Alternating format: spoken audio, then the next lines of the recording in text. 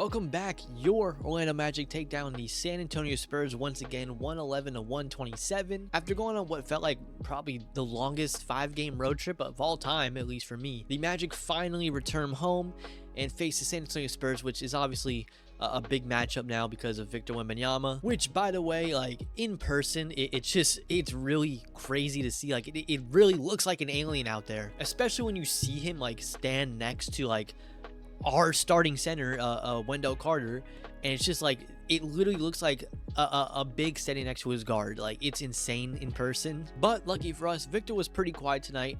I know Jamal Mosley talked about in his post game, how they looked to, defend him tonight going in. They only played him, a little over a week ago at this point. And I know we won the previous game, but, things got a little sketchy at the end. Tonight, it seems like they really just came out and took care of business from the start. Like, right away, no more slow starts. We've had a really big issue with, really bad slow starts to the game. Right away, we come out, I believe, 9-0 run. And we pretty much from there just hold them out the entire way through. They went on a little run in the third, I believe.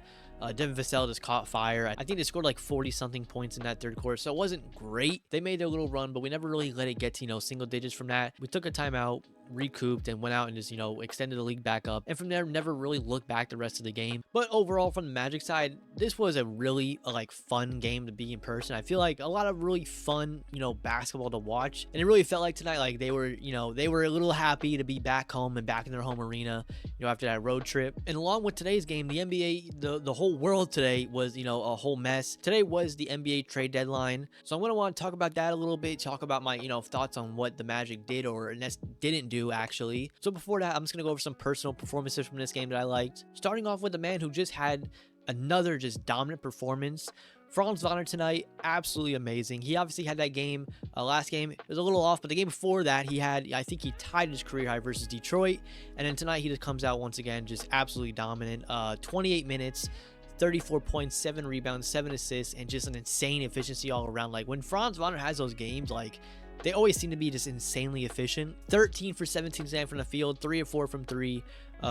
Knocked down all his free throws. The team did lack a little bit on the free throw percentage tonight. Franz Wagner brought them up a lot. I mean, take away Franz's, the free throw percentage is a little nasty today. Like I said, doing all that in 28 minutes, I think just a great bounce back game for Franz in general. And hopefully this can build some momentum. Obviously, he's still coming back, fresh from that injury. I know it's been a couple games now, but every game it feels like he's working his way back into it a little bit more and more. So hopefully, with this, end of the season stretch we got coming up, it can really he can just continue this play.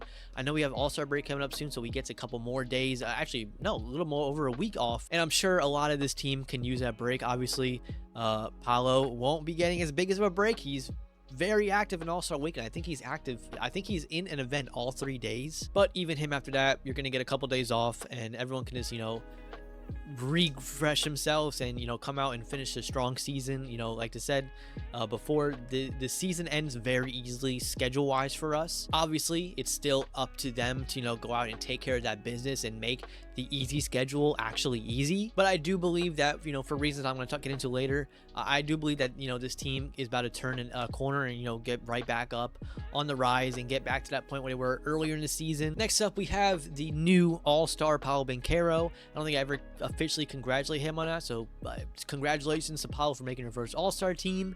31 minutes tonight, a quieter game from the All-Stars, 16 points, 5 rebounds, 6 assists. We need to work on the free throws a little bit. Hopefully during that break we can refresh that skill as well. But other than that, just a quiet game, nothing real, wasn't any efficient, just didn't take a lot of shots. Jalen Suggs tonight, 29 minutes, 17 points. Pretty much from him, it's nice to continue to see that shot just keep dropping consistently. He's gone through cold streaks throughout the year, but as of recent, it's been really, back up again, and he's shooting with confidence. I did notice he started off with an arm sleeve today. That didn't last very long, and he took like 2 or 3 shots with it, and then I saw him just rip it off and throw it away to the sideline. So I don't know what was that all about. He shot well after it, so won't question it. And then Cole Anthony in 18 minutes had 12 points, 2 rebounds, 2 assists. A nice bounce back game for Cole. I was kind of expecting him to be, one that kind of, bounced back tonight in this home game, returning home, trade deadline passing. But tonight he came out, he shot the ball well, gave us good minutes. And then along with him, Mo Wagner in 16 minutes, 11 points, 2 rebounds, 1 assist. And I will say it was very fun to watch him and Wemby go back at it all night. He even ended up being, one of the rare people to actually dunk on Wembanyama. It was a great play. The arena went crazy. Now Wemby did end up getting him back like only a couple possessions later, I think. Just using his freakish length and just put and one right over him. As always with Mo, it was in an attempt to draw a charge, but I think the refs are a little blind with Scott Foster. They didn't reward him, and Wemby ended up getting a free and one, but we ended up getting a dub. Both players got their highlights, and you know what, we take it. So with that, now I'm just going to talk about the trade deadline a little bit. What I was thinking going into it, what are my reactions to what ended up actually happening, what do I think? Obviously, earlier in the year, I was preaching for a trade to be made from this team. I wanted some sort of shooting. I wanted maybe some more veteran presence on the team. And while rumors did float around, nothing ever became too serious to the point where I really thought it was going to happen.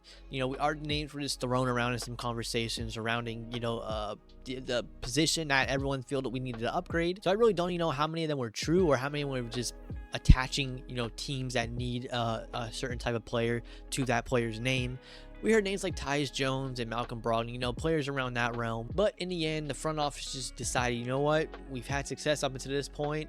Let's just run it out and see what this team can do. Now, I personally don't really have a problem with that. Obviously, I was pushing for a trade to be made.